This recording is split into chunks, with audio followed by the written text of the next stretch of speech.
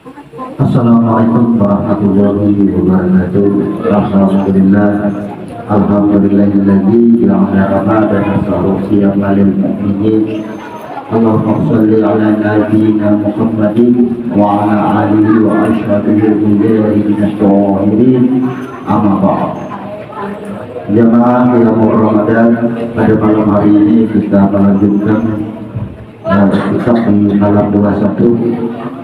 Alhamdulillah, pada malam hari ini di dalam tarawih tadi kita itu diajak, kita itu diceritakan melalui ayat-ayat bagaimana ketika kita menjadi makmum mendengarkan bacaan imam, maka apa yang dibacakan oleh imam setelah Al-Fatihah itu adalah curhatan kita. Surah itu adalah menceritakan diri kita. Artinya surah itu menceritakan tentang apa sih yang terjadi dengan diri kita saat ini. Semisal mulailah kita belajar, karena salah satu tips atau cara khusus sholat itu dengan memperhatikan apa yang dibaca oleh imam. Ketika kita mendengarkan bacaan imam dan memaknainya, kemudian memahaminya, dan kemudian tahu artinya, inilah yang salah satu kita sebut cara khusus di dalam sholat. Contoh, 4 rakaat pertama tarawih tadi kita itu imam menceritakan bagaimana tentang kehidupan kita di dunia. Seperti surah Al-Duha itu menerangkan atau mengisahkan ketika diri kita ini banyaknya hijab dinding atau dosa, sehingga dari banyaknya dosa atas diri kita ini maka tidak diturunkan atau tidak kelihatan seperti yang diceritakan ketika Nabi Muhammad yang tidak diturunkan wahyu lagi, karena Jibril pun sudah tidak bisa melihat atau menemukan Nabi Muhammad sehingga wahyu tidak turun. Jadi surah At-Duha itu menceritakan bahwa betapa diri kita tebal dosa atau hijab yang mendidik kita. Kemudian setelah mampu menjalani di dalam surah Al-Duha itu, barulah kita diberikan kemudahan. Jadi pada rakaat kedua tarawih dijelaskan bahwa kita diberikan kemudahan. Dari mana susahnya ketika kita menjalani hijab pada diri kita, yaitu pada rakaat yang pertama. Kemudian pada rakaat yang ketiga, inilah orang-orang yang diberikan kemenangan. Jajah, Allah dan seterusnya.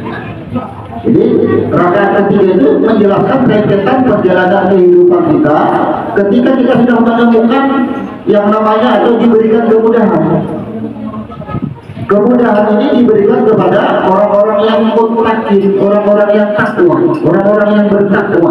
Ia akan dimudahkan daripada segala urusan dan akan diberikan jalan keluar daripada segala kesulitan.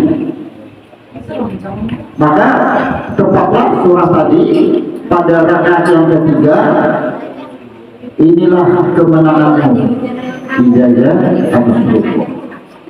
Jadi ketika sudah diberikan kemenangan, inilah gambaran atau upahnya. Artinya upahnya yang seperti apa? Di rakaat bab yang kedua lagi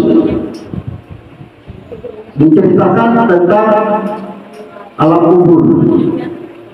Ketika jasad ini dibangkitkan secara berkelompok, dibangkitkan cerita alam kubur.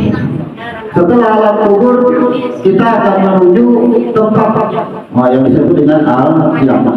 Jadi ayat tadi berulang. Jadi ini tampakkan hari kiamat, di mana tempat kita hasil kita selama ini. Kemudian ditunjukkan lagi bagi orang-orang yang suka dengan dunia saat ia hidup di dunia dengan bermegah-megah, berlebihan. at-takabbur. Kemudian diceritakan lagi yang ia merasakan hebat mengandalkan ibadah, bahwa tempat ia orang-orang yang sholat yang lalai ketika sholatnya, inilah tempatnya neraka ini. Jadi sesungguhnya dari rumus ini mencapai cerita diri pun tayamum.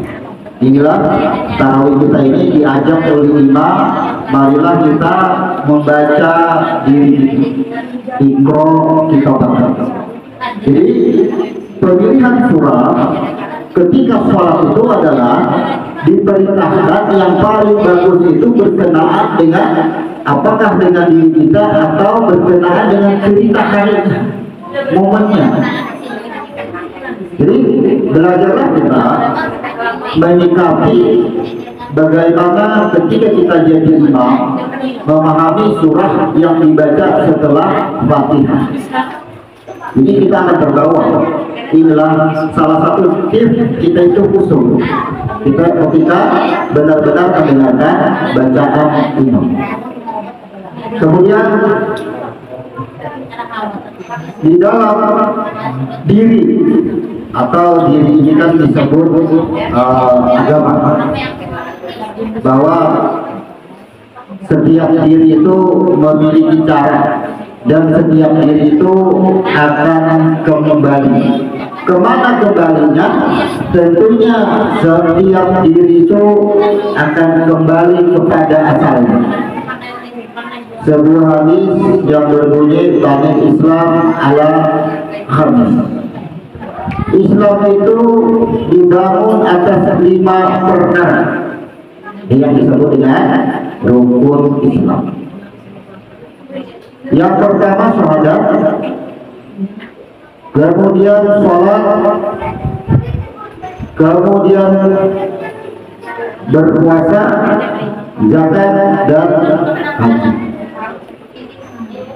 Maka perintah zakat merupakan rukun Islam. Jadi setiap diri itu akan kembali.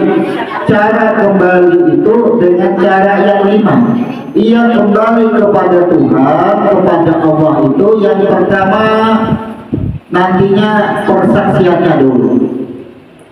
Makanya di dalam Al-Quran itu di surah An-Nur ayat 56, wa aqimus sholata wa atuz zakata. Nah, di sini diterangkan ini satu jalan. Kalau terjemah wa aqimus sholata wa atuz zakata wa atiur rasul la'allakum turhamun. Kalau terjemah, dan laksanakanlah sholat, tunaikanlah zakat, dan taatilah kepada Rasul agar kamu diberi rahmat. Sekarang kita mulai belajar membedah sebuah ayat dengan huruf. Dan hurufnya ada yang diperintahkan wa aqimu. Aqimu itu asal katanya qiyam. Didahului dengan huruf wa, maka kita diperintahkan untuk mendekat kepada Allah.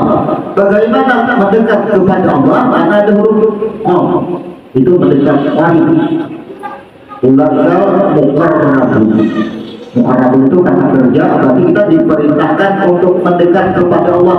Maka kembalikanlah diri kamu itu. Wa'akim itu sebenarnya ada perintah di sana, kembalikanlah jasad yang jahil ini kepada huruf mim. Wa'akimu, kembalikan dulu kepada roh.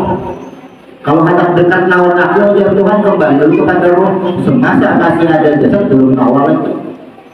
Jadi wa'akimu itu dirikanlah diri itu artinya kembalikanlah dulu jasad kamu. Maka inilah yang disebut dengan diri terdiri. Jadi wa'aki itu diri terdiri, kemudian wa'akimu, mu-nya itu mim dengan waw, itu yang disebut dengan diri terperi. Makanya wa'akimu. Jadi belajar kalau terjemah di sini diartikan dirikanlah atau laksanakanlah, itu kan terjemah. Maka untuk bisa melaksanakan sholat harus mengenal yang disebut dengan diri terdiri dan diri terperi. Wa'akimu sudah akim. Kemudian sholat, diperintahkan sholat. Orang yang mengenal diri terdiri ini dan diri terperi, itulah yang disebut dengan sholat. Berarti orang itu sholat kembali. Artinya orang itu bertemu. Kemudian apabila sudah bertemu, diperintahkan wa'atuz zakat, tunaikanlah zakat, keluarkanlah zakat. Jadi puasa itu sama istilahnya untuk roh atau zakatnya roh itu puasa. Tapi zakatnya jasad ini adalah zakat fitrah. Jadi kita berfitrah itu adalah roh yang sudah menjadi batang tubuh ini kita keluarkan dengan zakat, karena jadinya batang tubuh kita ini, berdirinya kokohnya batang tubuh kita ini karena ada yang disebut dengan roh nabati. Maka hiduplah diri ini, baiklah diri kita ini. Inilah yang disebut dengan makanan pokok yang menjadikan diri kita ini mampu berdiri secara bahasa, secara lahiriah, adalah makanan yang kita pokok, yang kita konsumsi setiap hari. Maka itulah yang dikeluarkan zakatnya, mensucikan badan. Jadi zakat fitrah itu tujuannya adalah mensucikan zakat. Di sini dijelaskan ada 8 surah yang menerangkan tentang zakat. Jadi dari 8 surah ini ada diberikan petunjuk tentang zakat, ada diperintahkan untuk mengeluarkan zakat, dan ada diberikan petunjuk siapa saja yang menerima zakat. Kemudian diberikan petunjuk lagi bagaimana cara mengeluarkan zakat dan apa saja yang dikeluarkan di dalam zakat. Ini Al-Quran menerangkan semua. Makanya kata-kata zakat ini disebut di beberapa Quran di dalam surah yang berbeda. Dan zakat itu sendiri diawali dengan huruf jai. Ingat, setiap huruf jai itu bermakna diri yang mati. Jadi jai itu diri yang mati. Kenapa? Karena untuk menghidupkannya harus sesuai petunjuk apa yang dikeluarkan. Jadi kenapa kita membayar zakat, mengeluarkan zakat? Untuk menghidupkan diri kita. Asalnya diri kita ini mati. Maka ketika dikeluarkan zakat, barulah diri ini bisa kembali. Kalau ada istilah kehidupan dunia ini tidak memberikan ketenangan pada jiwa kita, inilah yang disebut dengan ada berkaitan dengan zakat. Kemudian kehidupan kita pandang secara lahiriahnya pun ini akan berkaitan dengan zakat. Maka di Ramadan, kesempurnaan Ramadan, setelah kita mengkajinya, yang pertama kita melaksanakan syarat kesempurnaan Ramadan itu dengan berpuasa di siang hari. Sudah kita laksanakan. Kemudian kita menghidupkan malam Ramadan yang disebut man-qoma. Kemudian di dalam malam Ramadan itu ada yang disebut dengan malam Lailah atau Lailatul Qadar, malam penentuan. Diperintahkan lagi setelah malam Ramadan hidupkan lagi. Dengan bagaimana? Dengan memperbanyak sholat, zikir, dan doa. Disitulah kita mengambil atau melaksanakan sholat di malam Lailatul Qadar, yang rakaatnya di semua hadis pun tidak dijelaskan berapa jumlah rakaatnya, tidak ada penentuan. Cuma kita mengambil dasar daripada Aisyah istri Nabi, bahwa Nabi tidak lebih daripada 11, tidak lebih daripada 13. Maka dari 2 redaksi ini kita 10 malam terakhir sholat kita berjumlah 13 rakaat. Jadi batasan jumlah rakaat tidak ada ditemukan di beberapa kitab hadis dalam melaksanakan sholat di malam Lailatul Qadar. Tapi kita mengambil atau merujuk kepada hadis daripada Aisyah istri Nabi. Kemudian bagaimana Ketika An-Nur ini turun, yang diperintahkan yang pertama dahulu waqimus diri, karena kenalilah diri. Jadi kita ini sudah belajar, makanya majelis ilmu itu harus mempelajari tentang ilmu diri, karena ini Al-Quran yang memerintahkan waqimu, pelajarilah, kenalilah diri kamu, itu diperintahkan. Kemudian orang-orang yang mengetahui, mengenal dengan diri, inilah disebut bertemu dengan aku. Maka hadis kursi dengan Arafah nafsahu faqad Arafah rabbahu, itu hadis kursi. Ini mengadopsi daripada atau menafsirkan daripada Al-Quran. Kemudian wa'atuz zakat, dan di sini ada kata-kata huruf ta dan huruf zai dahulu. Wa'atuz zakat. Jadi kalimat ini beraturan. Waw ini adalah waw atap. Manusia hidup itu syarat pertama diperintahkan mengenali batang tubuh yang zahir dahulu. Bila sudah kenal, hantarkanlah yang zahir ini kepada asalnya, bongkahannya atau bibitnya atau bahan yang asal yang disebut dengan roh, makalah disebut dengan iyam atau disebut dengan kalau bahasa Al-Quran ini huruf mim, wa'atim, dan berdirilah. Ini sudah, artinya ini sudah kita pelajari dan sudah kita laksanakan wa'atimu. Kenapa kita sholat? Karena kita mengenal dengan diri kita, sehingga kita mengenal berjumpa dengan Tuhan. Artinya inilah perjumpaan, inilah yang disebut dengan sholat. Kenapa disebut dengan sholat? Ketika ia mengenal dirinya, mengenal akan Tuhannya, sholat.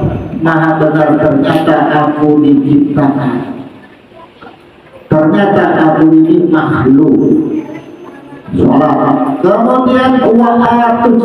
Nah, wa'at sebelum kata-kata zakat itu, dan bertaubatlah, berserah dirilah dari diri kamu yang mati itu. Jadi bahasa ini berserah diri dari diri yang mati itu sesungguhnya berserah diri itu, maka tidak ada keakuan yang disebut dengan, karena diri kita mati ini tidak ada batang tubuh ini bisa mengakui bahwa dialah yang hidup. Batang tubuh yang mengakui bahwa dia hidup. Jelas dari Al-Quran huruf ini wa'atuz zakat. Maka ketika kita mengeluarkan zakat dari makanan pokok ini, maka kita sudah huruf zai, kita sudah menziarahi tubuh kita sesungguhnya. Maka orang-orang yang tidak mengeluarkan zakat, yang di sini disebut dengan zakat fitrah, maka dirinya itu mati belawasnya. Inilah yang disebut dengan banyak di dunia ini mayat hidup sedang berkeliaran karena kadang mengeluarkan zakat fitrah. Makanya orang zakat fitrah dihukumkan wajib karena syarat diri didirikannya, syarat bisa kembali kepada petunjuk Tuhan. Yang pertama tadi dia kenal dengan dirinya supaya kenal dengan aku. Kemudian ia sholat. Maka adakah perbedaan ketika sebuah hadis yang kita bacakan tadi, bahwasanya berdirinya Islam itu dengan persaksian? Bukankah kata-kata qiyam ini sama dengan persaksian? Kalimat persaksian adalah disebut dengan syahadat. Jadi wa'aqimu qiyam itu sebenarnya persaksian. Wa'aqimu bersahadat, bersaksilah sama. Kemudian sholat, wa'atuz zakat, mengeluarkan zakat, wa'atiur rasul. Nah, kata-kata wa'atiur rasul di sini hurufnya wa'atu itu ada huruf dan sucikanlah. Nih huruf dan sucikanlah. Huruf itu adalah ayat. Jadi diperintahkan setelah kita mengeluarkan zakat, wa atiu, dan sucikanlah rasul, sucikanlah dirimu. Setelah suci dirimu, rasul, kata-kata rasul ini karena ada huruf ra, sucikanlah dirimu untuk mendapatkan ampunanku. Wa atiur rasulah la'alakum turhamun. Jadi dari, padahal kalau kita jelaskan ini ada 8 surah yang panjang, dan mungkin nanti kita akan buka di majelis singkat, kita ambil, kita cuplik satu surah di satu ayat. Kalau terjemahannya la'alakum turhamun, agar kamu diberi rahmat. Apa bedanya dengan Ramadan? Hadirnya Ramadan tujuannya adalah rahmat. Silahkan dicek semua amal ibadah apapun bentuknya, tujuannya hanya mendapatkan rahmatnya. Inilah yang sering muncul kalimat bahwa tempat kita kembali yang orang sering mengenalnya dengan sebutan surga adalah karena rahmatnya. Maka apapun yang kita lakukan di dunia ini, mau beribadah, mau sunat rawatib, mau sunat yang disebut dengan tatawu, mau mengeluarkan zakat, mau haji, mau umrah, semuanya adalah tujuannya mendapatkan rahmatnya, tidak lain daripada itu. Cek silakan, baik dari Al-Quran maupun hadis. Maka bila ada hadis yang menceritakan atau membahas suatu amalan tapi tidak berakhir pada rahmatnya, inilah kadang-kadang di dalam ilmu muhadisin atau ilmu hadis ada yang berbeda pandangan tentang cara mensahihkan hadis. Cara mensahihkan hadis utamanya orang pasti mengenal daripada para periwayat atau rawihnya, dan sanadnya harus bersambung. Nah, ini harus terpenuhi. Setelah terpenuhi, ketika ada hadis, kita cari lagi Al-Qur'annya. Inilah yang disebut dengan Al-Bahru dulu sering menyebutnya mentaksis hadis bil Qur'an. Bagaimana cara mentaksisnya? Dari redaksi hadis itu kita taksis huruf-hurufnya dengan huruf-huruf Al-Quran. Karena Al-Quran ada ayat perintah, kemudian ada ayat setelah diperintah, bagaimana cara melaksanakannya di Al-Quran pun dijelaskan. Jadi kita mempelajari ini adalah bagaimana kita ini, apa yang dibacakan surah terakhir dari Imam tadi, fawailul lil musallin, orang-orang yang lalai di dalam pertemuannya dengan Tuhannya akan ditempatkan dalam neraka lain. Bukankah ada sebuah tarikh yang menceritakan ketika seseorang sudah dimasukkan ke dalam surga, kemudian dicabut lagi, diambil lagi, diceburkan ke dalam neraka. Karena apa? Ketika ditanya, kenapa engkau masuk surga? Karena pahalaku banyak. Inilah fawailul lil musalli, ia salat hanya mengharapkan pahala, tidak mendapatkan rahmat. Setiap yang mendapatkan pahala belum tentu atau belum ada jaminan mendapatkan ampunan Tuhan, karena masih ada cerita di dalam tarikh atau sirah Nabawiyah itu diceritakan karena ada yang dicabut dan dimasukkan ke dalam neraka. Inilah fawailul lil musallin. Benar ya Tuhan, engkau sholat ibadah engkau sehingga catatan pahala engkau banyak, tapi di dalam ibadah engkau itu fawailul lil musallin, engkau lalai. Engkau sholat, engkau mengharapkan upah wajar, engkau ada mau menemui. Jadi dalamnya yang disebut dengan wail. Insya Allah kita nanti karena ini akan panjang, kita akan bahas tentang zakat diri, rahasia zakat pada diri sesuai ilmu yang kita ambil dari beberapa surat di dalam Al-Quran. Jadi kita ini membahas tidak akan keluar daripada Al-Quran dan huruf-huruf yang tercantum di dalamnya. Maka kita bahas hadis sebagai pembanding. Inilah yang dikenal dengan ilmu taksis hadis bil Quran, Quran bil hadis. Maka utamakan Al-Quran, dan apabila redaksi hadis bertentangan dengan huruf-huruf di dalam Al-Quran, walaupun sanadnya sahih, rawinya sahih, kita tidak bisa memegang hukum.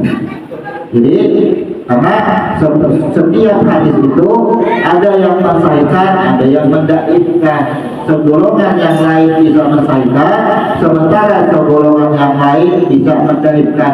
Sehingga kita mengambil kesimpulan, kita mempelajari makna huruf atau kemujizatan per hurufnya agar kita lebih bisa ketika mengambil sikap hukum daripada hukum tersebut, kita bisa lebih meyakininya. Insyaallah kita akan nanti mungkin di jam 11 atau setengah 11 terserah nanti diatur, kita akan buka majelis kita mengupas tentang rahasia zakat pada diri.